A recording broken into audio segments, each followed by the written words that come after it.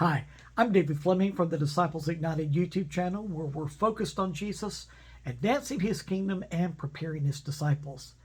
Now, we're going to continue on our study of the Apostle Paul, his life and ministry, and this week we're dealing with Paul's second missionary journey. There are so many things that we can learn that are so vitally important concerning Christian ministry from Paul's second missionary journey. And today we're going to talk about the need for wisdom as you are ministering for the Lord. Early on in Paul's ministry, he had been taught by the Lord himself that salvation is by faith in Christ alone. It is not by keeping the law. It is not by doing righteous deeds. It is not by being circumcised. It comes by grace through faith in Christ alone. And that's what Paul had stood very strongly for throughout his ministry. However, listen to this. When Paul took Titus, who was Greek, to the Jerusalem council before the second missionary journey began, he did not have Titus circumcised. Remember, Titus was Greek. He tells us about it in Galatians chapter 2, verse 3. Not even Titus, who was with me, was compelled to be circumcised.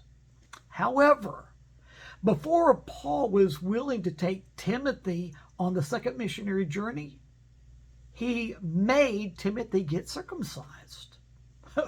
What's the deal? We read about it in Acts chapter 16, verses 1 through 3. Listen carefully.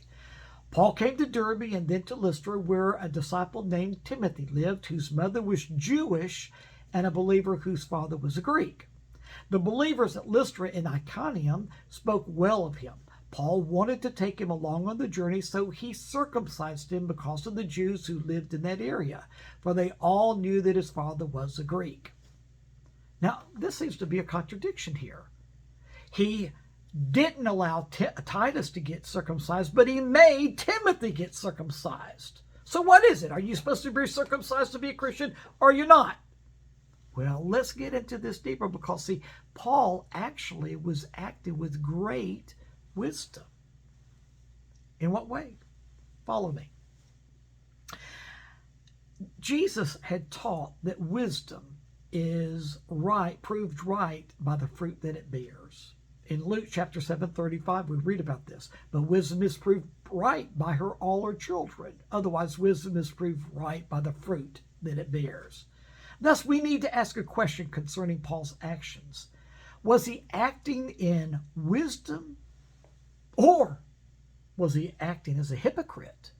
I mean, he made one of his disciples get circumcised, and he wouldn't allow the other disciple to get circumcised. What's the deal? Wisdom.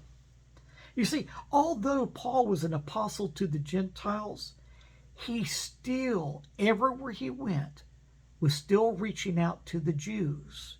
He always reached out to the Jews first. He would go to the Jewish synagogue, preach the gospel there, and then he would go out and preach in mass to the Gentiles. Paul wasn't compromising the gospel by any means. He was acting in wisdom. This is how. Paul didn't have Timothy circumcised in order to be saved. He had Timothy circumcised to remove the hindrance that his uncircumcision would have been to the ministry. See, the Bible tells us that Timothy's mother was Jewish, but that his father was Gentile. But because his mother was Jewish, that meant that Timothy would have been considered a Jew, because the Jewish lineage followed down from the mother. And so everyone in the Jewish community would have looked at Timothy as being Jewish. And Paul knew that if he allowed a Jewish male to come in uncircumcised, that the Jews would never listen to him. So Paul didn't have Timothy circumcised for salvation purposes, but because he did not want Timothy to be a stumbling block to his ministry to the Jewish community. On the other hand, Titus was a Gentile, and no one, Jew or Gentile, would have expected him to be circumcised, so there's no problem. So we see that Paul was removing all hindrances to his ministry to Jew or Gentile. Wisdom.